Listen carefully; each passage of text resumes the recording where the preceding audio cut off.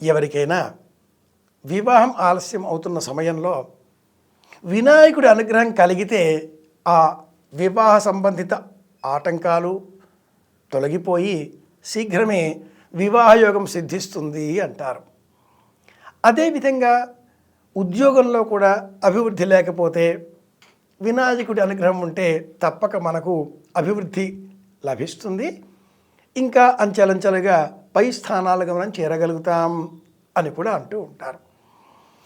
ఏ విధమైన మంత్రాన్ని లేక తంత్రాన్ని లేక శాంతి ప్రక్రియను అనుసరిస్తే వివాహంలో ఆటంకాలు తొలగిపోతాయి, 2 ఉద్యోగంలో అభివృద్ధి సాధించగలుగుతాం. ఈ రెండింటికి సమాధానం శాంతి కమలాకరం అనే గ్రంథం.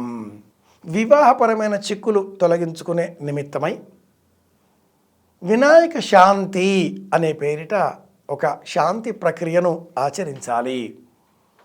వినాయకుడు, హనుమంతుడు ఈ 20 రూపాయలు కలిసినటువంటి అర్ధ హనుమ గణపతి రూపాన్ని ప్రధానంగా ఆధారం చేసుకొని షోడశోపచార పూజలు నిర్వహించిన అనంతరం ఒక కలశంలో నీరు పోసి నిర్ణీత విధానంలో ఉపనిషత్తులను పారాయణ చేసిన అనంతరం ఆ నీటితో వివాహం ఆలస్యం అవుతున్నది అనే దోషం కల ఆ అమ్మాయికి కానీ ఆ అబ్బాయికి కానీ అభిషేకం చేయించి అనంతరం పెళ్లి కొడుకు పెళ్లి కూతురు అలంకారాన్ని వారికి జరిపి మంగళహారతిని అందించి శుభాధికములుగా వస్త్రములు అందించి తీపి పదార్థాలు చేతికి ఇచ్చి ఓం గ్లౌం గంగణపతయే వరవరద సర్వజనం మే వశమానయ స్వాహ ఈ మంత్రాన్ని ఉపదేశంగా వారికి తెలియజేసి వారి చేత ఈ మంత్రాన్ని సాధనగా జపం చేయించినట్లయితే